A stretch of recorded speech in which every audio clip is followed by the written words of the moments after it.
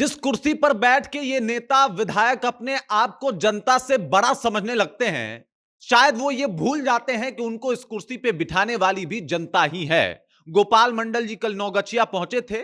वहां पे झंडोत्तोलन का कार्यक्रम हो रहा था और भाई साहब झंडा तोलन से भी ज्यादा इंपॉर्टेंट उनकी कुर्सी थी। वहां पे बैठे तमाम अधिकारियों से भी ज्यादा इंपॉर्टेंट उनकी कुर्सी थी। और आम आदमी की तो बात ही हटा दीजिए। एक बगल में आम आदमी बैठा था, नॉर्मल इंसान बैठा था, उसे वहां से उठा के भगा देते हैं, गाली गलौज पे उतारू हो जाते हैं। और उसके बाद पता चलता है कि शायद जिन लोगों को हम वोट देके वहां तक पहुंचाते हैं, वही गरीबों की इज्जत नहीं करते, वही आम आदमी की इज्जत नहीं करते। और तिरंगा से बड़ा कोई मैटर नहीं होता भाई साहब। वहां पे झंडोत्तोलन का कार्यक्रम चल रहा था, वो शायद तिरंगे की भी इज्जत नहीं करते। पूरी जानकारी क्या है, सब कुछ आपको विस्तार पूर्वक बताऊंगा, लेकिन उससे पहले मेरा परिचय जान लीजिए। मेरा नाम है रजत और आप जनता जंक्शन देख रहे हैं। आपको बता दूं कि कल हम लोग 26 जनवरी मना रहे थे। संविधान दिवस के रूप में इस दिन को मनाया जाता है और यही संविधान हमें सिखाता है कि सब कोई बराबर है। लेकिन शायद ये सबक जो संविधान हमें सिखाता है, अभी तक गोपाल मंडल जो जेडीयू के विधायक हैं वो नहीं सीखे हैं। तस्वीरें सबसे पहले देख लीजिए इनकी।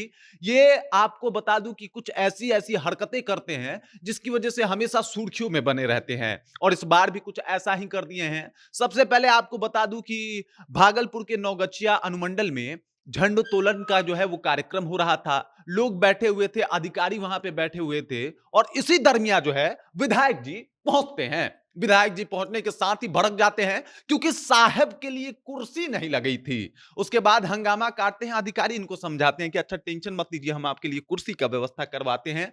एकदम सोफा नुमा कुर्सी इनके लिए मंगाया जाता है। स्टेज के बाहर इनके लिए जो है वो कुर्सी लगाया जाता है पहली पंक्ति में। वो होता है ना कि अपने आप को जो ज्यादा अधिकारी या ज्यादा नेता समझ लेता है वो पिछली पंक्ति में बैठ ही नहीं सकता।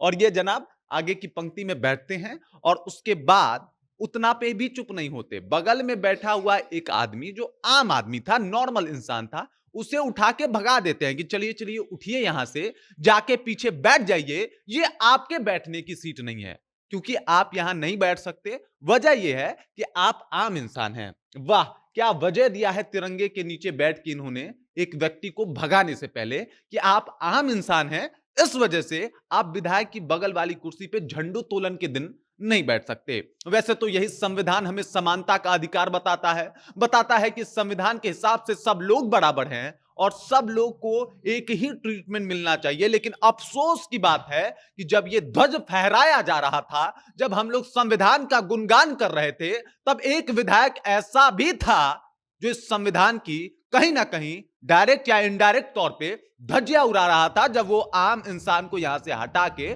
भगा रहा था। जेडीयू के विधायक हैं और शायद नीतीश कुमार का एक बार उनके ऊपर ध्यान जाना चाहिए, देखना चाहिए अपने विधायक की करतूत को कि किस तरीके से एक आम आदमी को अपने बगल से उठा के भगा दिए। बच्चों की तरह लड़ रहे हैं कि भाई साहब इनको कुर्सी दे दो, आगे कुर्सी नहीं मिली तो बड़ा समस्या हो जा रहा है। कह रहे हैं कि भाई साहब हम बोले थे ना आगे का लाइन 10 कुर्सी हमारे लिए खाली रखवा देना। अरे महाराज, राजतंत्र खत्म हो चुका है और आप राजा नहीं हैं, आपको जनता ने चुन के उनकी सेवा के लिए भेजा है। लेकिन अफसोस वही जनता अपमानित होती है, वो भी संविधान दिवस के दिन। और मुझे लगता है इससे बड़ा कोई अपराध नहीं हो सकता जहां पे एक व्यक्ति को उठा के हटा दिया जाता है।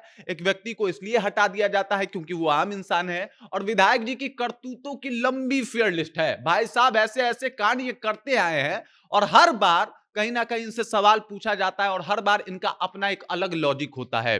मतलब हर एक काम को करके वायरल हो जाते हैं। और देख लीजिए किस तरीके से लड़ झगड़ लिए थे भाई साहब कि इनको कुर्सी चाहिए, पूरा लाइन खाली करवा दो, 10 कुर्सियां इनको चाहिए और आम आदमी बैठे तो उसे बैठने नहीं देंगे, वो पीछे बैठने का अधिकारी है।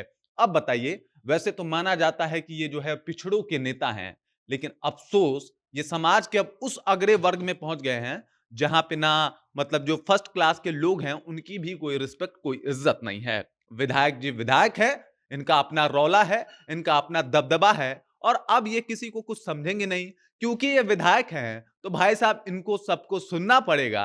और गोपाल मंडल जी अपना एकदम माहौल बनाए पड़े हैं, एकदम खूब अपना अपना विधायकी का रौब जो है वो दिखा रहे हैं। लेकिन ये जनता है जनाब, चुनाव भी करीब आ गई है, अगर इसने आपको अपना रौब दिखा दिया तो समझ जाइए आगे नहीं पीछे बैठने लायक भी आपको नहीं छोड़ेगी।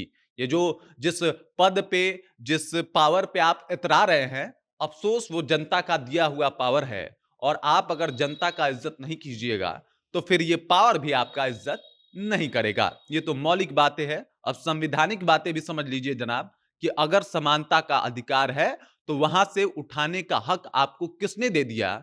आप बस ज़रूर बता दीजिएगा। बाकी आपको क्या लगता है? आप जनता हो, आप डिसाइड करो कि विधायक जी कितने सही और कितने गलत हैं। कमेंट कीजिए, अपना विचार हम तक पहुंचा दीजिए। बाकी आप देख रहे हैं जनता जंक्शन और मेरा नाम रजत है।